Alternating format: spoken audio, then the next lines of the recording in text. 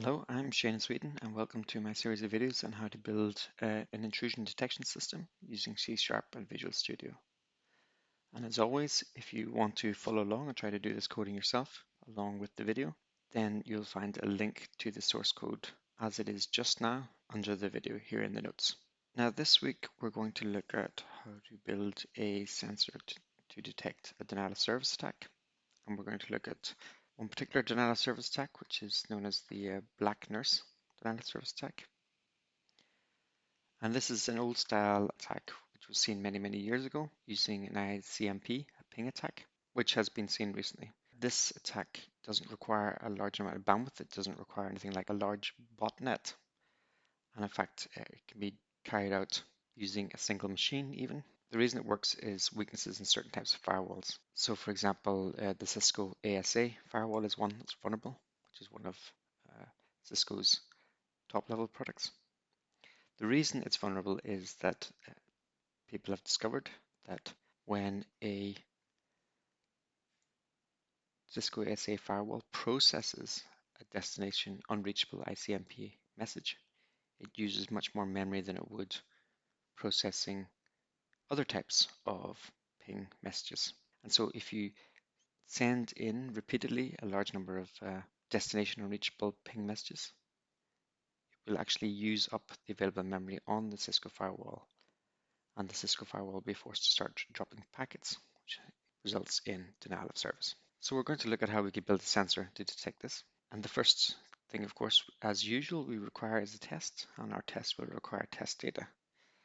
So when we're looking through the notes here of how BlackNurse denial of service attack works, we have examples here of how we can simulate this attack using hping3. And so I have used this particular tool, hping3, which is available on example Kali distributions, to generate the typical BlackNurse denial of service attack packets. So after running the hping3 tool, we have this data. As you can see, it's just this large stream of ICMP packets. And I think here it should be around 5,000 packets generated per second and sent to the same host, which will result in a denial of service attack. So how do we detect it? Well, obviously we're going to require a test. And our last test here we have is our create a port scanner test. So we're going to create a new test here.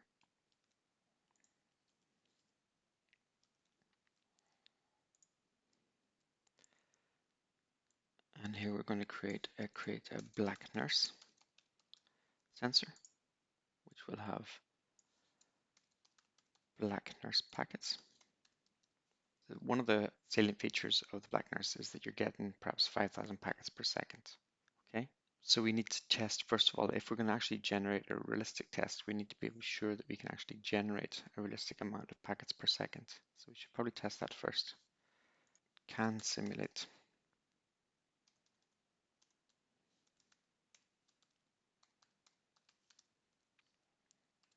Packet throughput.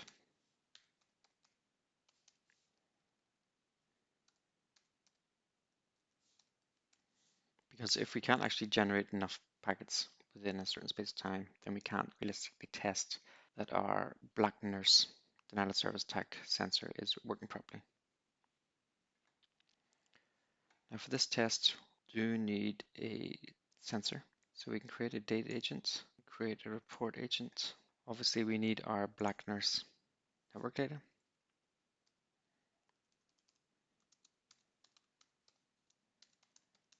And we need to create that method. Now this is going to be similar to the previous methods.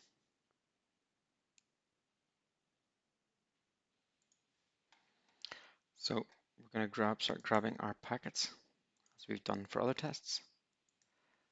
Copy, and we're going to paste that in to our utility and generate our test data. Now I'll do this for a sufficient number of packets, but we don't need to watch this. So we'll return to the video when the packets are available.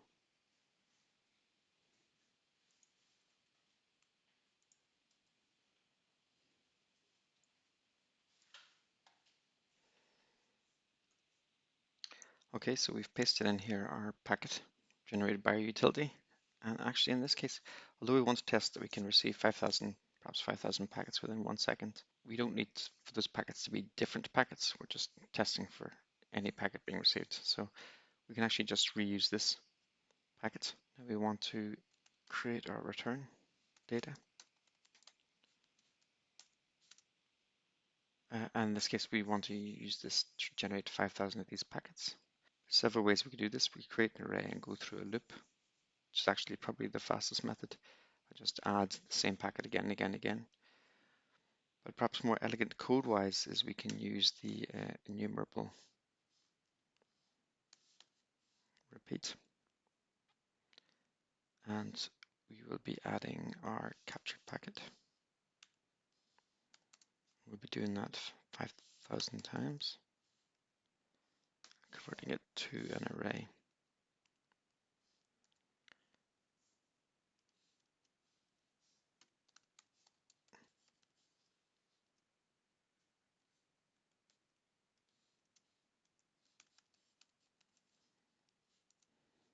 And then we can return that.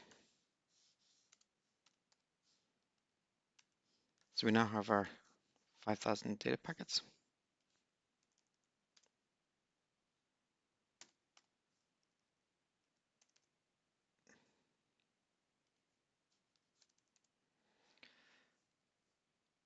So we have our 5,000 packets which we pass into our test capture device, which will then loop through and generate them. Well, we will need to create a new type of rule here to check off when we've received 5,000 packets. Let's call this a throughput rule.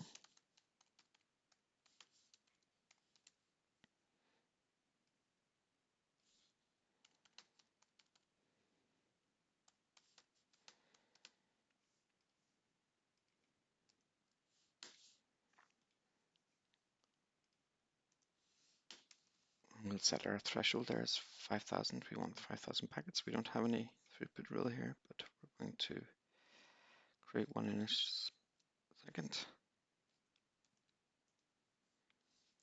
let's add a new class here.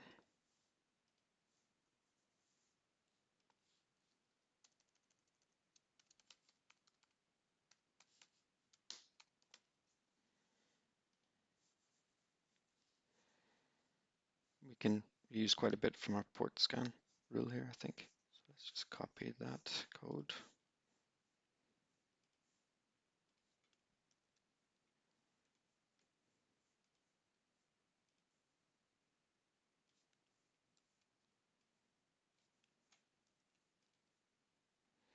Okay, we've established our threshold, the number of packets we want to see. Here, every time we get a match call from a packet coming in, we just want to up the counter, a counter of packets seen.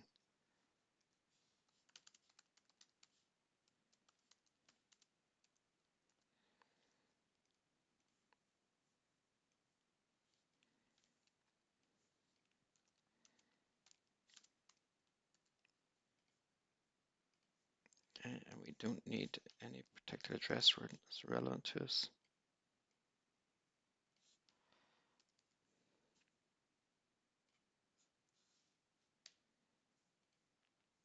Right, so now we get a match. We just increment our packet seen.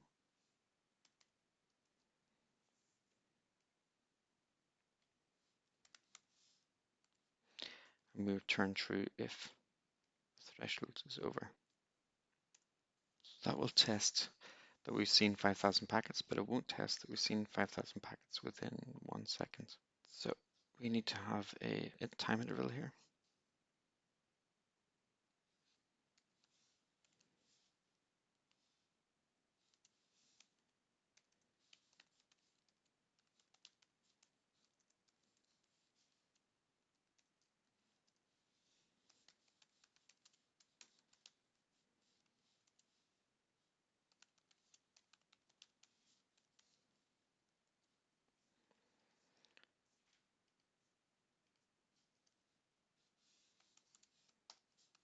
So here, if the packet seen is equal to 0, set the time, first packet seen is equal to not now.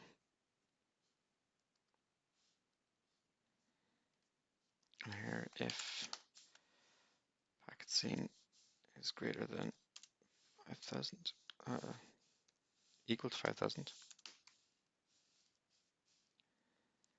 then last packet scene is equal to datetime.now. And then if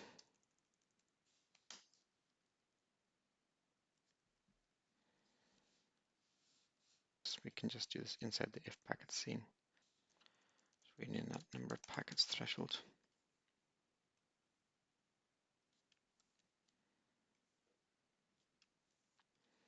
If packet scene is greater than our thread threshold,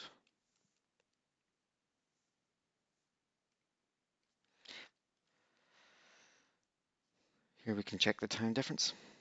So this should be if packet scene is equal to the thread threshold.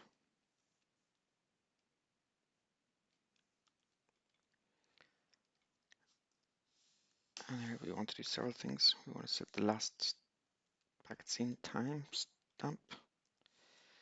And then we want to get the difference between how long it took from the first packet scene to the last packet scene.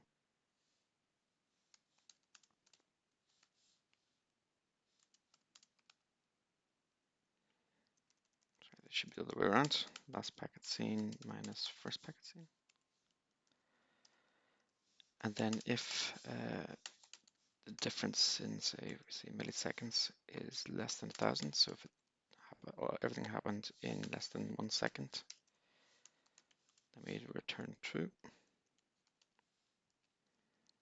Otherwise we will return false. This will check from the start of our test if we can generate 5,000 packets within 1 second and register them, we get an alert. Otherwise we don't. So if we go back to our sensor test, okay, our throughput rule is private. Let's just change that.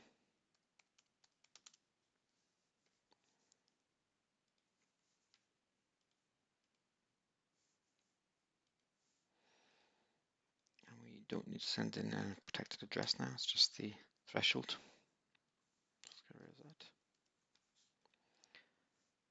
So we create our sensor, start new transaction, start, and at the end we should have one alert if we generated 5,000 packets within 1 second. So we have our test here. We can run. Let's just rename it to BlackNurse, get the name right. So we just need to run the test, see if it works.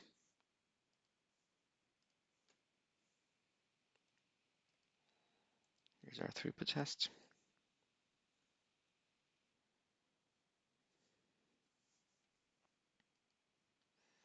Okay, we did not see a result in time.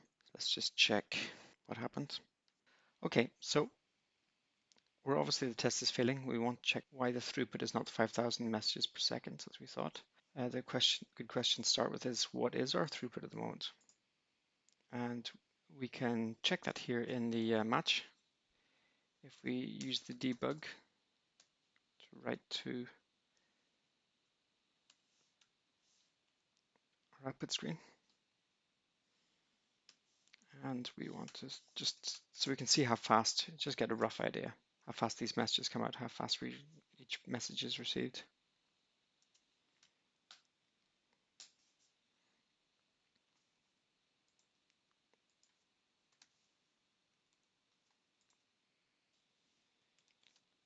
We're going to put out datetime.now.seconds.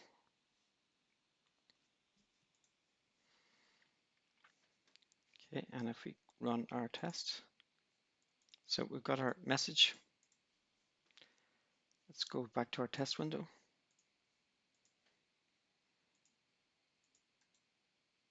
And we're going to debug our selected tests so we can get our debug messages.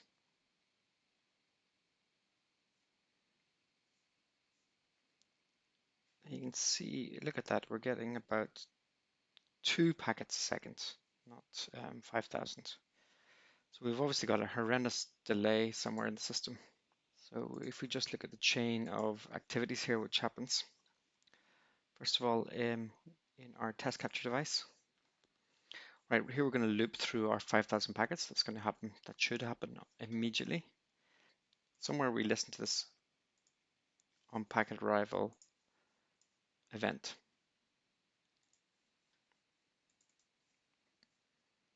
And here we have it in our information source. We listen to the packet arrival. Here we're just adding network messages. So we're not actually doing anything, we're just collecting the messages that are sent via our test capture device. So the test capture device generates the event, and our information source collects that event, and I don't see any delay here. So what happens? We add the messages, and then of course we process our messages. And our messages is where we do call the match method. So here we actually add the packets. So we need to see who refers to this in our sensor. Here in the message, this is where we check the match. Now there's no delay there either. Right, here we're calling process next message. So where does that happen? In the sensor, we process next message. Okay, here we can see when we start the task, we process the next message, which does a match or not and updates the packet scene, and then we actually have a thread.sleep delay. And if we check what the delay is, okay, yes, we set it way back to 1 second, which of course is the problem here. So what is the purpose of this delay? The purpose of this delay is to poll our information source and check if there are new packets to process, which is good. You want to do that maybe once per second, just see if there's any new information. But when there is new information, then you really want to process all the messages that are available. So we really should fix this so that it polls according to our delay until it sees new messages. But when it sees new messages, it processes all the information. Now, under real test-driven development, one rule is often that you just do the minimum amount of code to fix your test. And here the minimum amount of code here would be to set the delay to 0. But we don't want to change the delay to 0 for the other tests. What we're going to do is we're going to create a new version of our constructor, which has a delay, polling interval in milliseconds, and this just calls the default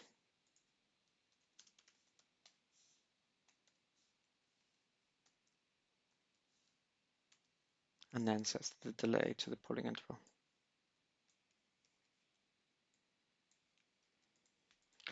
And so in our scan test here, in our sensor test for BlackNurse, when we create our sensor, we can set our polling interval.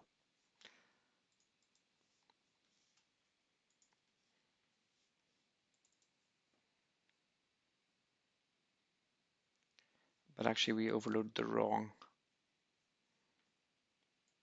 version there. What we really want to do is overload this version. So we just take that. And then we add report agent.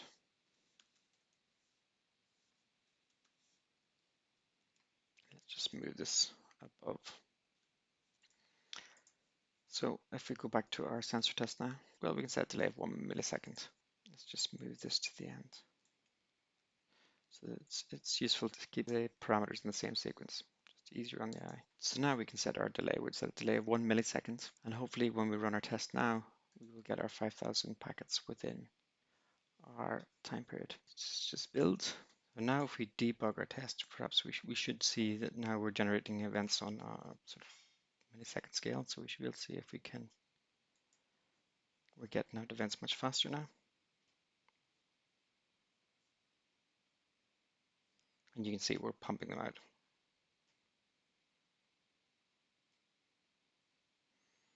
Maybe not at 5,000 per second, but we do actually have an output on the window here, so certainly it's going much faster. Let's cancel our test. Let's go back to our throughput rule. Let's take away the debug. It's not necessary anymore. Let's build. So we've rebuilt. We can run our test again, I think. But actually looking here, I see something else that we want to look at. Here we call the rule match method.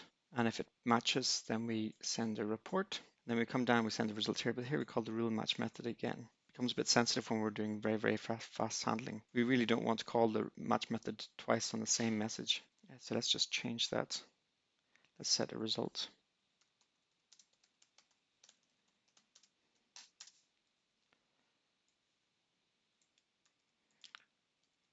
don't think it mattered so much when we were doing it at once per second, but now it may actually make a difference. I'm not sure. In any event, it seems a waste of processing to call the same match method twice. Okay, we've rebuilt. We can run our selected test. And the test passed. So we know that we can generate 5,000 packets per second, so we can create a realistic test for our BlackNurse sensor. Okay, so now we can get onto the business of creating a real BlackNurse sensor and its associated test. So we can just start here, create a new test method. Here we're going to create a BlackNurse sensor with BlackNurse packets, and we want to have a BlackNurse alert created. Obviously, we're not going to use a throughput rule. We will use Shift-Alt-C and create a new BlackNurse DoS rule.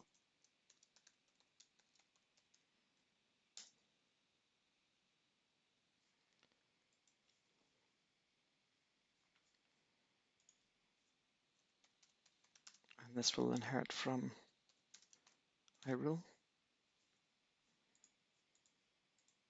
And we need to implement our methods. Okay, so what do we want here when we're matching on our network event packet?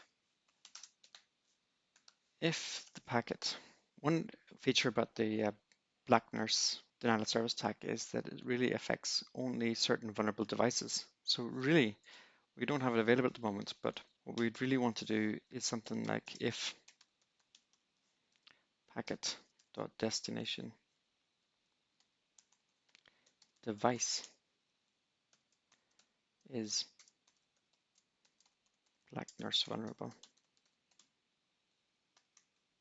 Because otherwise we don't care about a few packets, or at least devices which are vulnerable to the BlackNurse attack are much more vulnerable to specific types of ICMP. Other devices aren't.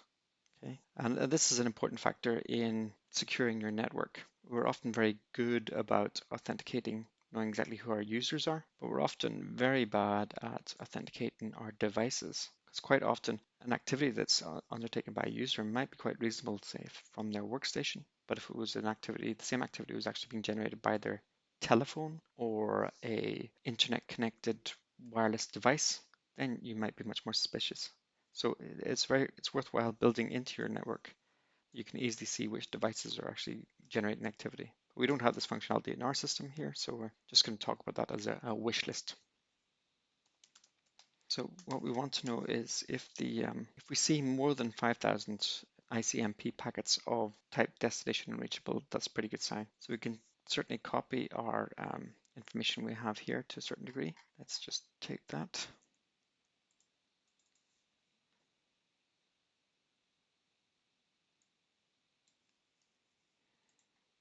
Okay.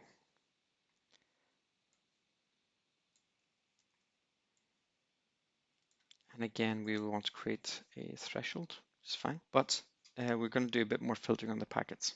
Really what we're interested in is if the packets are IMCP.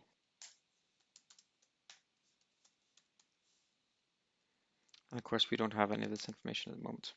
So we've got to go back to where we generate this and generate, we want to be able to see which sort of protocols we're using. And here we are in our sharp PCAP network extraction. And what we want to add here is our, if it's an IMCP and if what type it is. Let's see which sort of information is available from our IPA packet.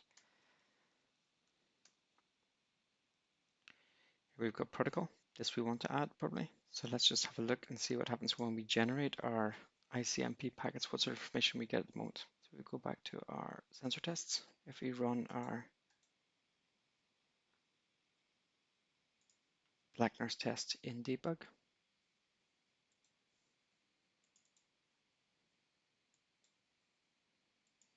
just comment that out of the moment.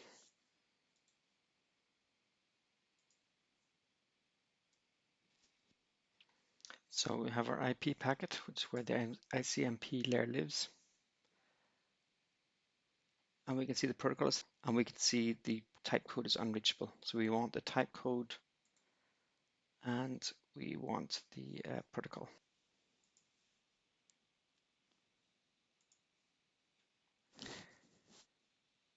So let's go to our network event args. And I think we said before, this is such a general vehicle now, it's actually a network event DTO. So we should rename it as such, I think.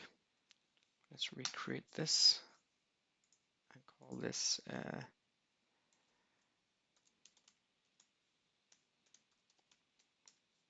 and this will have a network event DTO.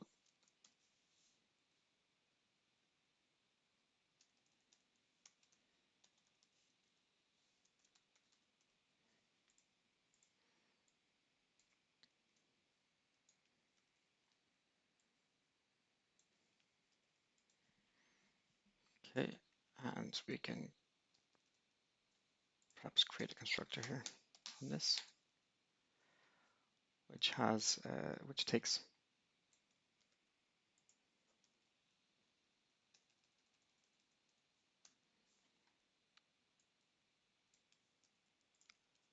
a network event DTO as a constructor and sets it to, as soon as we've done this, we should have quite a few compilation fails. Okay, so we should start looking at the compilation errors we've created now. So here's a good example. We were expecting arguments data source ID, but now of course it's the the captured packet which has the data source ID. However, there's a point, open close principle suggests that it's best we don't change existing code because this stuff is used already in tests. We know that it works. We want to make our changes as little as possible, which is a good idea in factoring as well. So we have to think of, is there some way we can use the changes we're doing right now so that we don't have to go in and change all these things. We can leave them as they are. And here's another example, the network args. And here you see we actually are not really using a data bearer here. We are actually using the arguments in its proper sense. So we would like to have some way to access the destination IP address here, for example, without changing again this code. Here we have something similar, but here we're saving an alert. Here we possibly would want to consider this should actually be a DTO, not an event args. And again, when we're doing our match methods, really we should be doing our match perhaps on a DTO, not on an event arg. So if we look at that first one we saw there, here, can we fix this without actually changing the code here? Let's just create a placeholder so we can come back here. They're using resharper. If we go back to our event args here, if we go back to our DTO, one thing we could do is we could map the properties that we have to our DTO properties. And these won't have a setter as such, but they will just connect to, actually, this is a sort of an example of the adapter pattern. And so instead of a get set here, we're actually going to replace that with just a get, which returns the captured packet destination IP address. And so we can use this pattern on the rest of the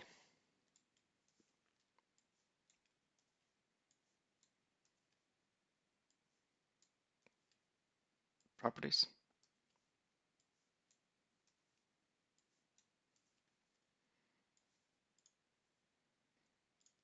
So we're just rerouting everything to our network event DTO packet we have.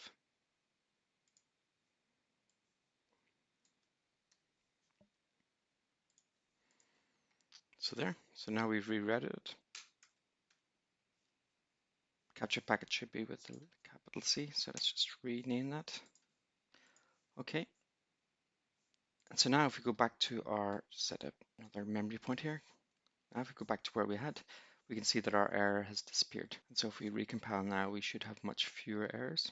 And here we have an error. And here we're creating a new event args. Okay.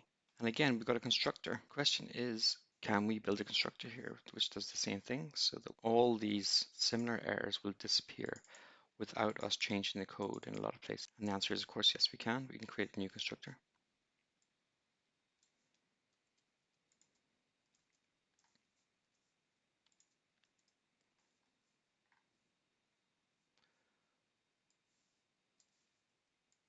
which has the same parameter lists as the original network args.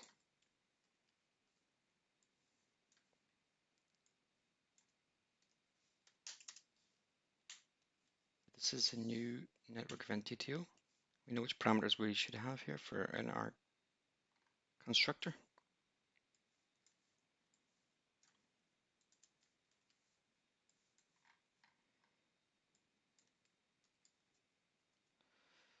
I think we can just take away all the types and this should work.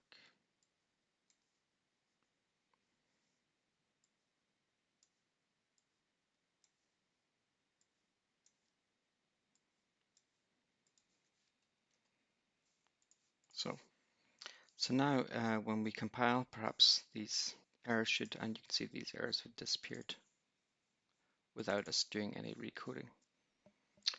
And so now if we rebuild our solution, we've got no errors. So just by being a little careful with our refactoring, we can in fact refactor without changing code in multiple places. We just change the code in a single place where we're refactoring, which reduces the chances of our tests failing. Although there are a number of places in the code where we are using arguments, where we really should be using network DTO, but we can progressively change out those in the future. We don't need to do refactor everything in one go.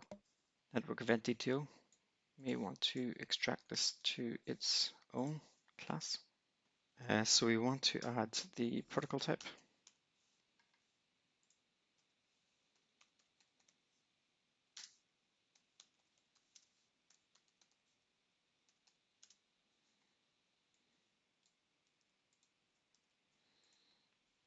Okay. Now here we'll create a new constructor.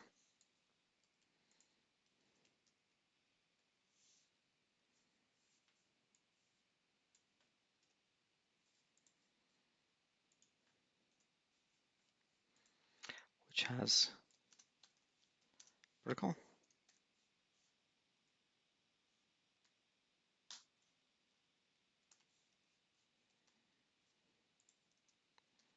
Which calls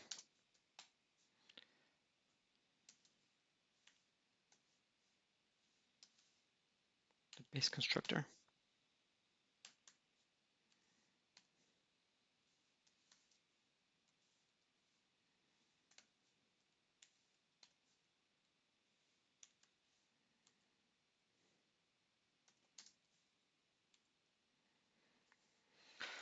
Then it also sets the protocol.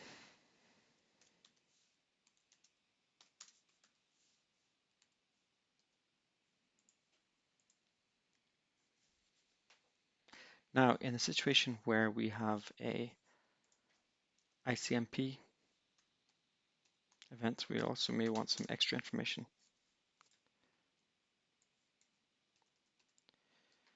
So we're just going to create a new class.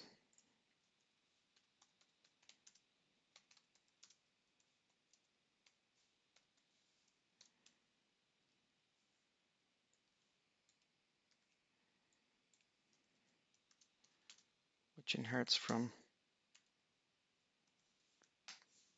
network event DTO.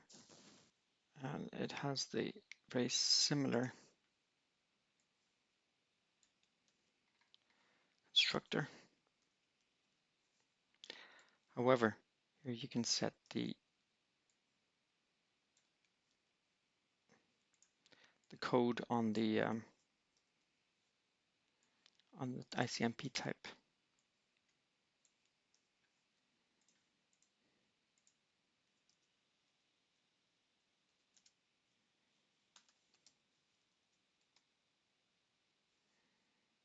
Which should be an integer type 1, type 2, type 3.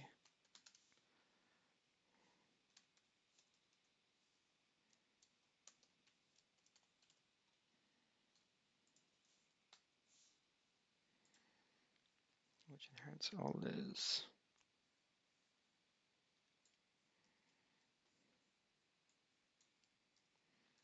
And even protocol.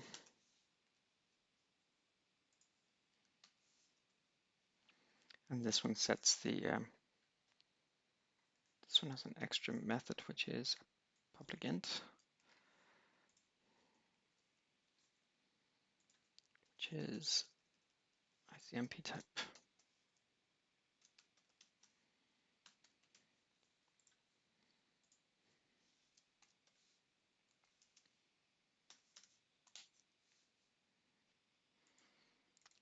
And this should of course be base, not this.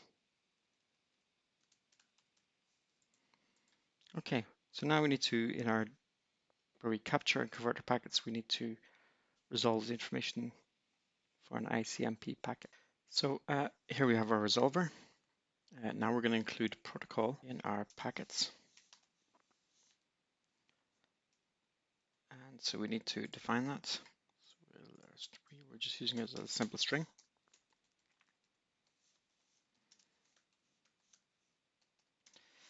And we can just set as a default TCP. Now here we've got an IP packet. We can try to convert our IP packet to an ICMP packet.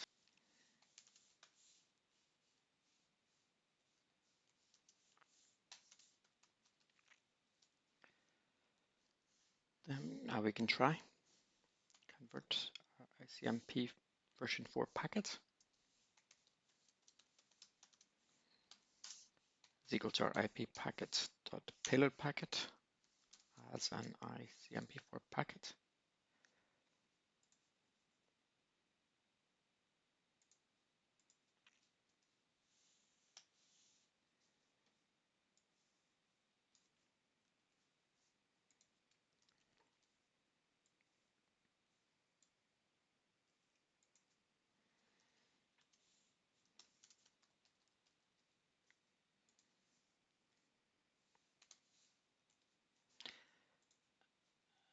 And then our protocol is ICMP.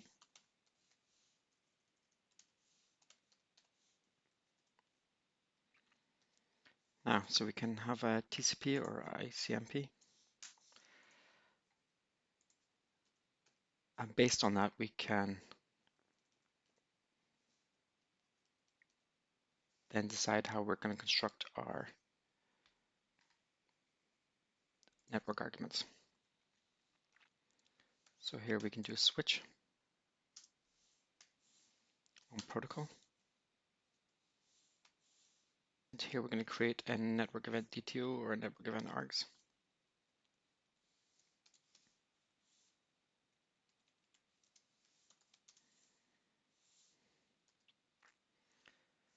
So case TCP.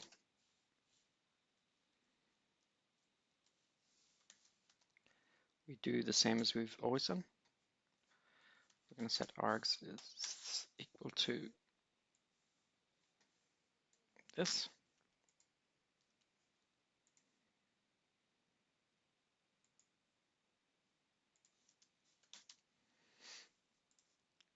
However, in the case of ICMP,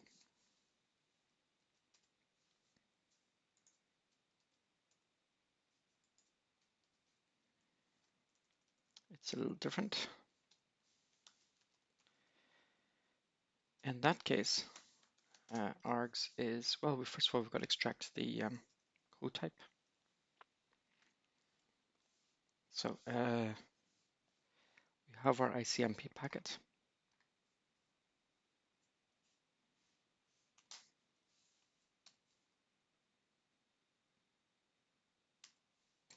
Which is a ICMP version 4 type codes.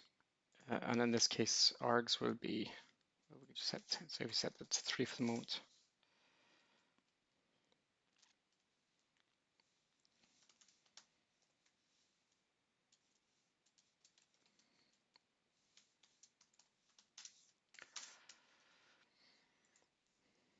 Then args will be a same thing, a new network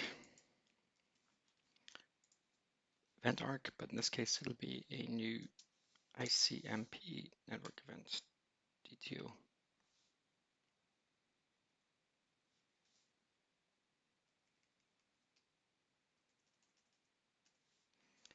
Which looks similar, except it has the ICMP packet type.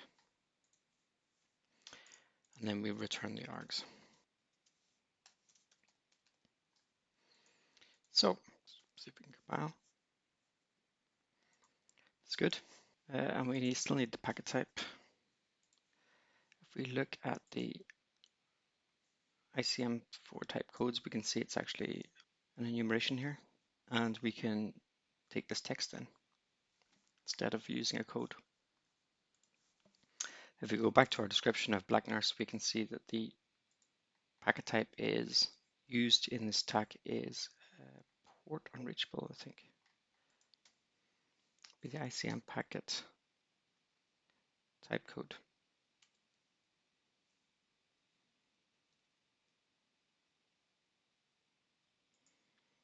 Type code string. Okay, so and this is what we need to then send in, but we need to change the constructor.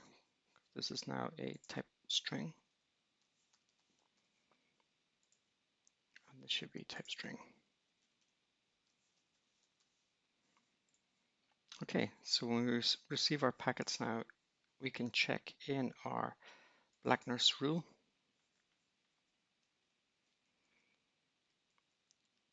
If packet.capture packet is ICM, because we're only interested in ICMP packets, and we'll just convert that.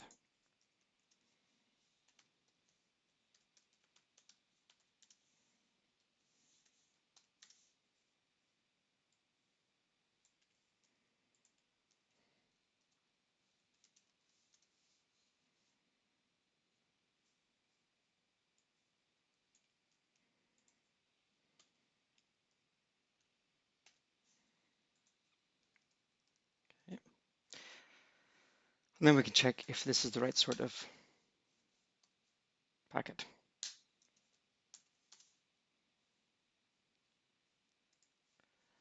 And that should be unreachable port. Go here and just copy the text.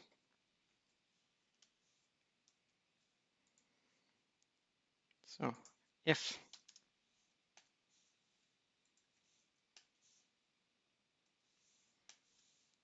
then we do our counting.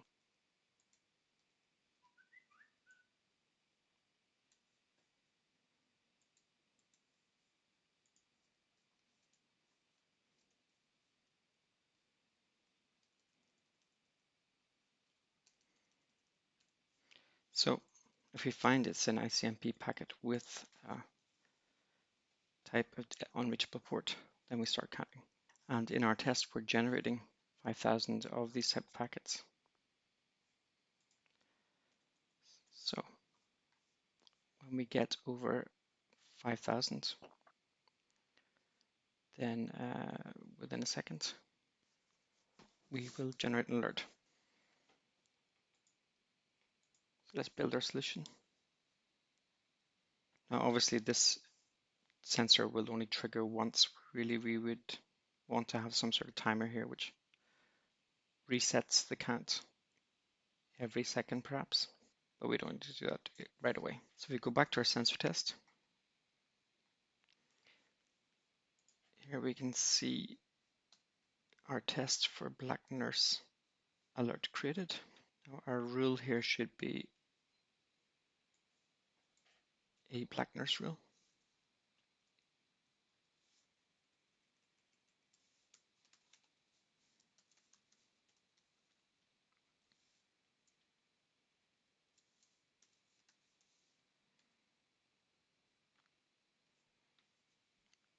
And then we send in our BlackNurse rule into our sensor. Which is now a BlackNurse sensor.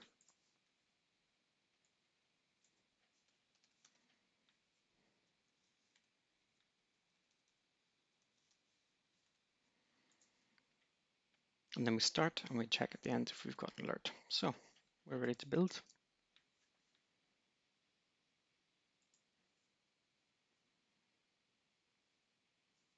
And if we go to our test windows,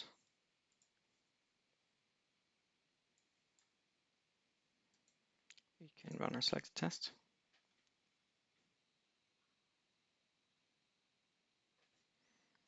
And we get a BlackNurse alert. Okay, so in this video, we have confirmed that we can generate enough events for throughput to simulate a BlackNurse attack. And we have created a new type of sensor rule, which will detect a BlackNurse denial of service attack. And I think that's enough for the video today. And in the next video, we will look at perhaps an analysis unit. I hope you enjoyed this.